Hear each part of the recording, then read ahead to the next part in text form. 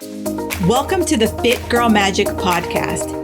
If you are ready to find your inner magic, develop great habits, and a rock steady mindset to feel confident, comfortable, and fit in your body, you are in the right place. I am Kim Barnes Jefferson, and I'll be giving you weekly doses of health, fitness, and life tips sprinkled with humor and real talk. If you're ready to be consistent without the stress of perfection, magic makers, it's time to slip into your favorite pair of PJs, grab some coffee, kick back, and listen to today's show.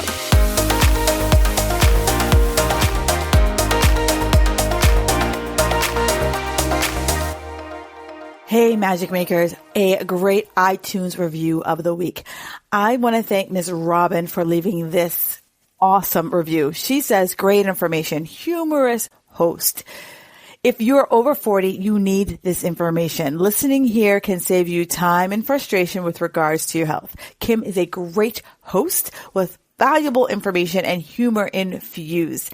Yes, yes, yes. Thank you so much, Robin Nutritionist. Yeah, that is my hope and goal of this show, is that I'm able to give great information to you either via a solo episode or by the multitude of amazing guests that I've been able to have on the show. I want women over 40 to be like, you know what? Sometimes life, you just need to take a step back and laugh at yourself, laugh at just what life throws our way from time to time. Because if we can't laugh at ourselves, who can we laugh at? So thank you so much, Robin, for that amazing review. And if you're listening here, do me a favor. Reviews are what fuels my ratings with iTunes. It also helps me to better understand the information that I'm bringing to you. So I would love and appreciate if you gave a review, and I will read it here on the show. And if you don't know how to do it, do me a favor, reach out to me. I am here to help you facilitate that. All right. Enjoy the rest of your day and enjoy the show.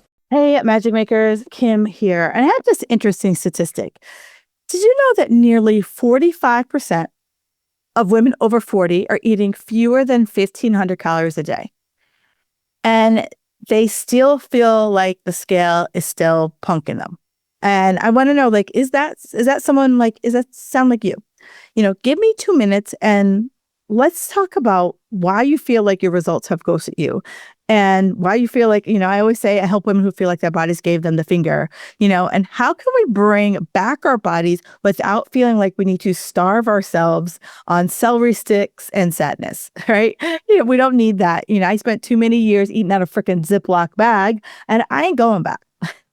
And if you feel like you've been eating clean, you've been working out when you can, and you still feel bloated, burnt out, and the scale has like a personal vendetta against you, girls, you are not broken. But your metabolism might be tired of AF. So today I'm starting my brand new series, Metabolism Reset Series. And if you are done with the on-again, off-again drama with your workouts, macros, the mirror, the scale, MyFitnessPal, this is for you, queens. This is for you. So why might your metabolism be tired? Let's get a little geeky for a moment. So after 40, many people say, oh, my metabolism just went in the toilet. Well, here's the thing. Here's two things that I know. Fact one is that after age 35, we are losing somewhere between 3 to 5% of our muscle mass every decade. So muscle mass gives us that free metabolism boost. So if I am not currently strength training, and I'm sure that every fitness pro you've heard, gets on their soapbox and talks about the importance of strength training. That's one of the reasons why we get on our soapbox talking about strength training, because the less muscle we have, the slower metabolism, less wiggle room. And I'm sure many of you have noticed that you don't have the wiggle room that you used to, that we used to be able to, get away with a little of this and a little of that. Now our bodies are like, yeah, that little of that, we're going to pay for it. So you can't out diet a tired, under-muscled body. However, muscle isn't going to come on as quickly as it did when we were under 35. It is going to take a little bit more time because, again, we're working with hormones here. And hormones, they like to just really trick us a lot because, We can't out cardio a broken system, and we can't just eat less your way out of a body that's screaming for more recovery and less punishment. Hey, Magic Makers, real quick before we dive in, can we talk about your metabolism for a second? If you feel like your body has been giving you the finger lately, you are not crazy, and you definitely are not broken. You might have a metabolism that is tired AF. I created a fun quiz to help you figure out exactly what's going on with your metabolism and what the heck to do about it. It could be, are you eating too little, overtraining, maybe doing the right things and still feeling stuck? This quiz will call it out. It only takes a few minutes and you will get a custom result that is spooky spot on. So if you're ready to stop throwing spaghetti against the wall and finally figure out how to eat, train, and feel good again, go take the quiz like right frickin' now. Link is in the show notes. Let's figure out how your metabolism is holding you back and how to get out of diet jail. So back to the show. Raise your hand if you don't remember the last time you ate over 2,000 calories. It wasn't a binge and you felt bad and you had to make up for it. And that's the cycle that diet culture, and I'm not saying it's you, diet culture brought us here. Diet culture told us that if I eat less and exercise more, that's all I had to do. And I will always lose weight forever. And one of the things that my mentor said to me was that your metabolism isn't a calculator. Because if your metabolism was a calculator, my job would be so much easier. The calories in, calories out method would work like a charm. However, the metabolism is more like a thermometer or a stress barometer, meaning that your metabolism responds to everything. So it responds to your workout, responds to your food, it responds to your stress, it responds to your sleep, it responds to even your mindset. And one of the things that I've been really, working on with clients is that mindset, because for a long time, my workouts, my physique was my identity. Right. I was Kim, the girl who did fitness competitions. I was Kim, the girl who went to the gym and was like a freaking beast. That was my identity. And I fed into it. I fed into the feedback of Kim's so strong. Kim's ripped. Kim's this. And when menopause came calling for me, those things weren't happening for me. My PRs were few and far between. Yeah, I'm still strong and I'm grateful that I spent my 30s lifting my ass off, but I'm not getting the gains as quickly as I did back in the day. And so the identity shift has been really freaking hard. It's been, a big, mindset shift for me, working through how do I just become Kim, who is going to be the strongest old lady on the block, which is very different than Kim, the ripped girl, Kim, the girl who competes. And that's, I'm still wrestling. I'm not going to say that I'm 100%. I don't think I'll ever 100% lose that piece of my identity, but it will always, because that piece of the identity I feel is helpful to keep me in the gym because I am vain AF. But I think the shift to how quickly things happen for me, that has been something that I've really, really, really had to work with. And something I work a lot with my clients on is that really working on that identity shift and stress. So many of us underestimate how much stress plays in our health. Many of the lifestyle diseases out there, the heart, high blood pressure, even obesity, all can we could do a zigzag line and we can find, stress as one of the underlying reasons for why that happens. And, especially now in our 40s, the hormone that is really helpful for us for stress is progesterone. And in our 40s, progesterone, estrogen, all the other hormones are getting a little, wonky. And so we don't have that progesterone to buffer that stress as much as we used to. So for many people, they're like, oh, this is just my life. And, 10 years ago, you could easily handle that. But nowadays, you might not be able to handle it. And, I was having a conversation with a client, and she's just like, some of the things that I used to tolerate with my family, I'm just I'm almost on the point of rage with things that they've always done. They have not changed, but the way our hormones are, we haven't changed. So like, um, and it's funny because a really good friend of mine, she is like, the most calm, like even person I know. And she's just like, some days, like my kids, they'll do, the same thing that teenage kids do. And she's like, I just want to like flip a freaking table and like lose my shit on them.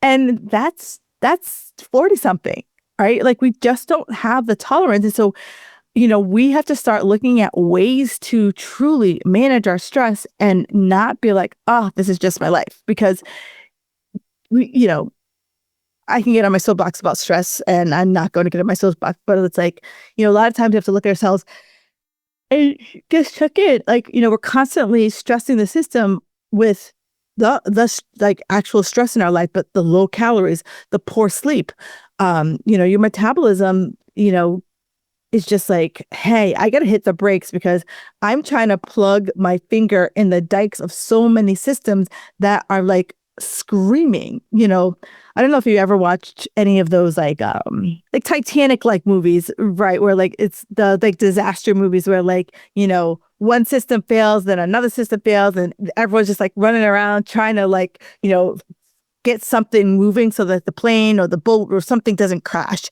That's your metabolism right now. And sometimes it just hits the brakes. It's just like, this too much. And it just shuts itself down. So how do you know if you're in that like disaster movie situation? So one, maybe you've been living in a calorie deficit since 2007 or beyond, right? And you haven't, the last time you raised your calories was because you were on a binge. And then you're like, oh my God, I'm bad. And then you cut back your calories. Maybe you're doing everything right and you still feel stuck. And I see a lot of my women who are doing everything right? They're eating clean, they're working out, but still like something has to be shaken, grammar police, correct me, loose there.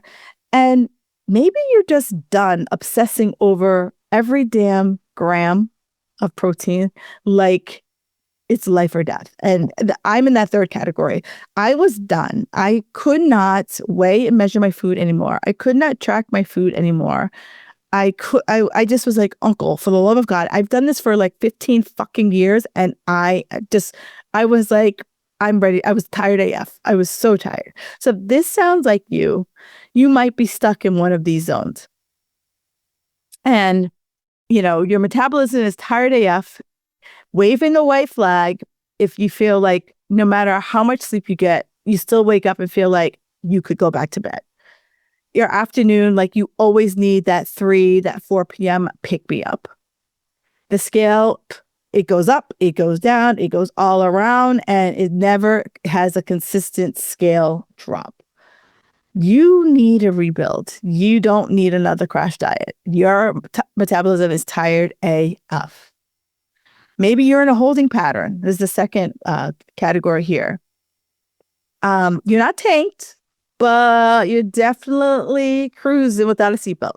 How many of us remember the years that, like, as a kid, you sat in the front seat, and it wasn't by age or by weight. We sat in the front seat. You sat with you didn't wear a seatbelt. I don't think I wore a seatbelt until 8th grade. Or you had your mom's seatbelt was like, she would throw her hand out and like, yeah, that's really going to save you. But here's the thing. You're having some wins, right? You have some weeks the scale goes down. You have some weeks the scale just stays stable. And that's a win, believe it or not, that having just the scale just stay where it is. But you're still having wild swings of hunger, your energy, cravings. And you might just, here's where you need a reset so that you can stop spinning wheels so you can kind of see the holes in your nutritional strategy. And then finally, some of y'all are on the right track, right? This, not everyone is all doom and gloom up in here. Some of y'all might be, really on the right track. And so what it looks like is that, you got great energy. If you're tired, it's because you didn't get your ass to bed. Strong digestion, you're not having heartburn, you're pooping. The scale, it might be going up like 1 or 2 pounds. It might be coming down 1 or 2 pounds, but it's pretty much, kind of like bobbing along, with the waves. And you've built in, you have some resilience into your nutrition that you're not, like all or nothing, that it's not like, oh my God, I have to be on track all the time, 99.9% of the time. I can never have an off track meal. You realize like life is going to throw you curveballs, right? So when your body senses too much stress, yes, dieting counts as stress, especially when you are like overthinking the shit out of everything. Like, oh my God, I didn't have 30 grams of protein today. Oh my God, I didn't have 25 grams of fiber today. Oh my God, I didn't get in 10,000 steps. Oh my God, I only slept 6 hours. Oh my God, oh my God, oh my God. Like your body is like, we have what's called a reptilian brain. And even though we have moved out of the caves for decades, God, millennia, our bodies still think that. Our bodies still think when I'm having those oh my God moments, your body still thinks saber-tooth tiger. And I need to get you to run. And there's no running. It's all the shit that I made up in my head, right? There's no famine coming. There's no saber-tooth tiger. It's me being my own inner critic. It's me beating the shit out of myself. Yet my body senses that it's stressed, and it's like, oh my God. And it's, sends out all the energy for us to be able to outrun the saber-tooth tiger or whatever is that perceived danger. So when that happens, my digestion slows down. My non-exercise movement slows down without me even realizing it. I burn less calories at rest. My cravings go through the roof because my body's like, we need fast energy to get the hell up out of here. And so here's where we have to kind of find that yin and that yang, right? Because our body is trying to save ourselves. It's not trying to sabotage ourselves. I think about, I don't know if you've ever, sure, I can't be the only person. You take your battery down to the nub, right? Your battery gets down to like, at least on an iPhone, once your battery gets down to 20%, I says, hey, we're in low battery mode. And in low battery mode means that like the screen's going to dim. It might not be running as many things. If you get email on your phone, it's probably, I'm making this number up because I have no idea how many times it checks your email. But like, instead of saying it checks your email every 2 minutes, it might be like, I'm going to check your email every 5 minutes. All right. So it's like in that low battery mode. So the same thing happens when your body senses stress. Certain things start to shut down, right? So I mentioned digestion. So it's like, oh, we don't need to digest food right now because we need to be running. We don't need sex hormones right now because there's no way we're going to have a baby, or because we got to run. There's no way that we need all, so basically it starts going through all of the different systems in your body and starts turning things off. Remember the earlier example, in the podcast where I talked about disaster movies, right? So it's like, imagine the engineer going around and like flipping off all the switches for all the systems that don't need to work. That's what your body does in a stressed out state. And if I'm in that stressed out state, how long do you think those switches stay off, right? That I'm in that low battery mode before I plug in. So now your metabolism isn't fighting you, right? It's protecting you, right? It's turning off the switches because we're in low battery mode. And it's up to us to get those switches to go again. All right. So the next part here is a little spicy, but I think you can handle it. You don't need a cleaner meal plan. You don't need to hit 6 days of HIIT until like you feel like, your arms, your legs are going to fall off.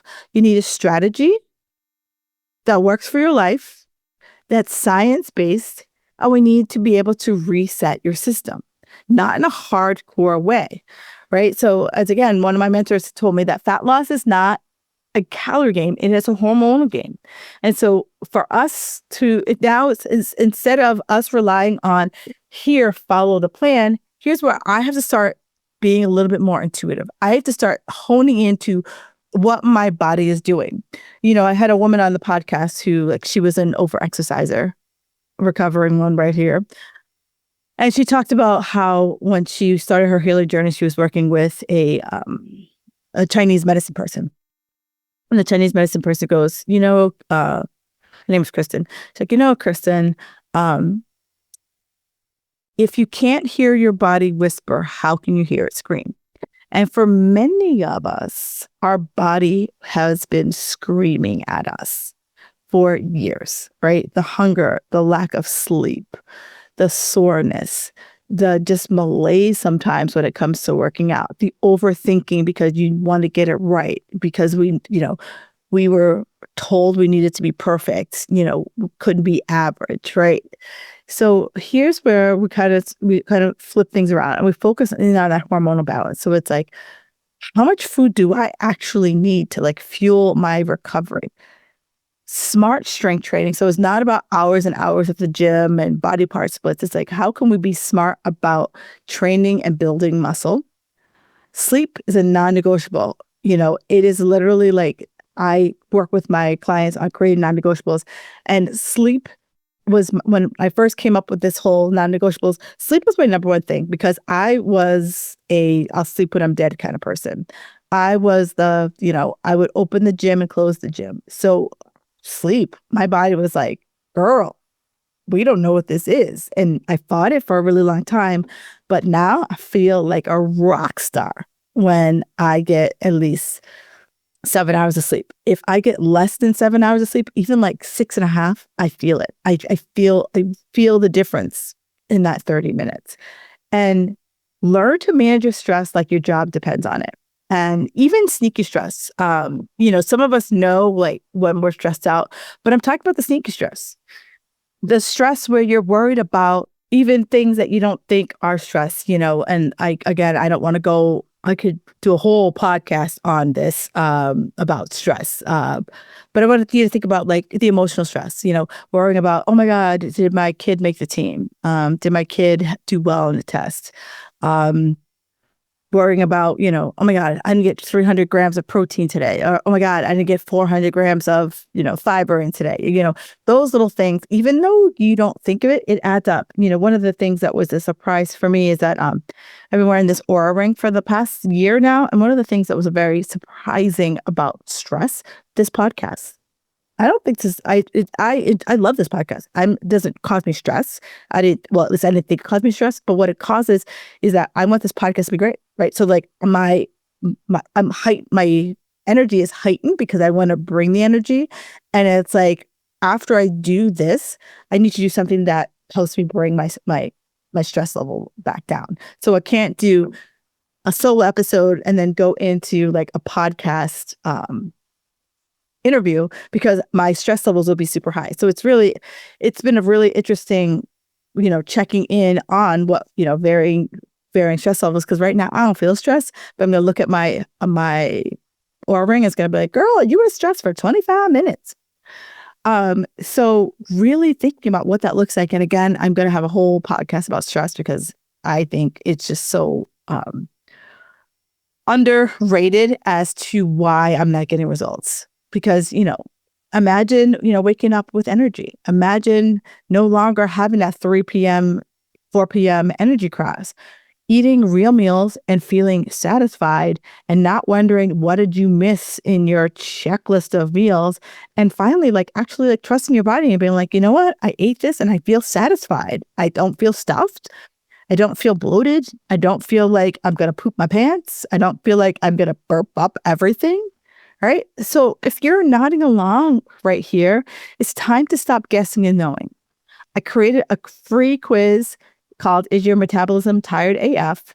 It's fast, it's fun, it's a little sciencey because, I got to throw it in there just so you guys know that I didn't just make this shit up. And in the show notes, you'll find that link. But here's where you got to find out, is your metabolism tired? Is it in a holding pattern or are you right on track? Because once you know that, you can finally decide what actions you're going to take and you can move forward. All right.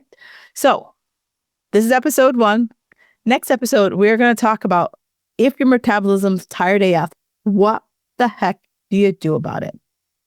All right. So thank you so much, Magic Makers. Enjoy your day. And I would love it if you know of somebody who is or needs to hear this, share it out and just be like, hey girl, you need this in your life. All right, Magic Makers, enjoy the rest of your day and I will talk to you next week. Thank you for listening to the Fit Girl Magic podcast. If you've made it this far, yay. I'm thinking you enjoyed the show. Let's continue the conversation on Instagram. You can find me at Kim Jefferson Coach. In order for me to keep sharing this message, do me a favor and leave me a 5-star review on iTunes. While you're there, don't forget to subscribe so that you won't miss an episode. New episodes are available every Wednesday. The Fit Girl Magic podcast is intended to provide you with tips, tools, and strategies that will help you make better decisions about your health. I really appreciate your feedback and your support. Thank you so much.